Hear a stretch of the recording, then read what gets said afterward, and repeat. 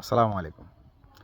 আমার বাড়িতে আমার আপন ভাই আছে, আমার চাচা আছে, জ্যাঠা আছে, তারপরে আত্মীয় স্বজন যারা থাকবার এরা তো আছেই।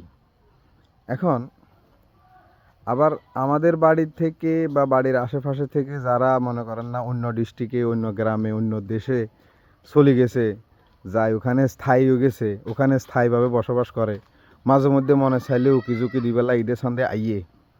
এখন আমার কথা হচ্ছে, আমার আমি যদি বলি যে যে আমার বাড়িতে যারা আছে, আমার ভাই চাচা আত্মীয় স্বজন, এরা আমার বাড়ির কোনো উপকার করতো না, উপকারে লাগতো না, আমার উপকার করতো না, আমার বিপদে ভাসে থাকতো না। ভাসে থাকবো কন যে ওই বাড়ি ছাড়ি আরেক বাড়িতে, আরেক গ্রামে, আরেক দেশে যায়, স্থায়ীভাবে বসবাস করে, মাঝে মধ্যে ঈদের সন্ধে আইয়ে।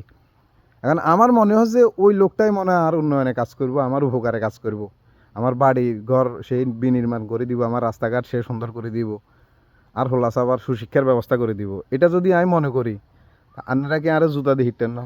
কিরে তোর ঘরে যে লগে জিগা আছে, জিগা তোর সুখে দুঃখে সবসময় থাকে, হিগা ন করি যদি জিগা অতিথি পাখির মতন বিদেশে অন্য জায়গাত অন্য ডিস্ট্রিক্টে থাকে স্থায়ীভাবে, হিগা আয় তোর উন্নয়ন করবো, এই কথা বলে তো আপনারা জুতা দিয়ে হিটবেন। তা এখন আপনারা যারা মনে করেন যে যারা বাংলাদেশের নাগরিক ন, হেরা বহুত আগে বাংলাদেশের নাগরিকত্ব ছাড়ি দিয়ে অন্য দেশে যায়, নাগরিক হয়ে স্থায়ীভাবে বসবাস করছে, করের মাঝে মধ্যে অতিথি পাখির মতো এলাকা তাইয়ে আয় উকি দিয়ে যায়, ঈদের সন্ধে বেয়াই যায়। হেরা আসি আপনাকেও দায়িত্ব নিব, হেরা আসি আপনাকেও উপকার করবো, আপনাকেও দেশের সংস্কার করব, রাস্তাঘাট সংস্কার করবো, আপনার বাচ্চার সুশিক্ষা নিশ্চিত করব, আপনার সুচিকিৎসা নিশ্চিত করব। তারপরে আপনি করে কিয়া দিয়ে হিডন কিয়া কইলে আপনাকে মানে উচিত হইব আনাগোল্লা বলি।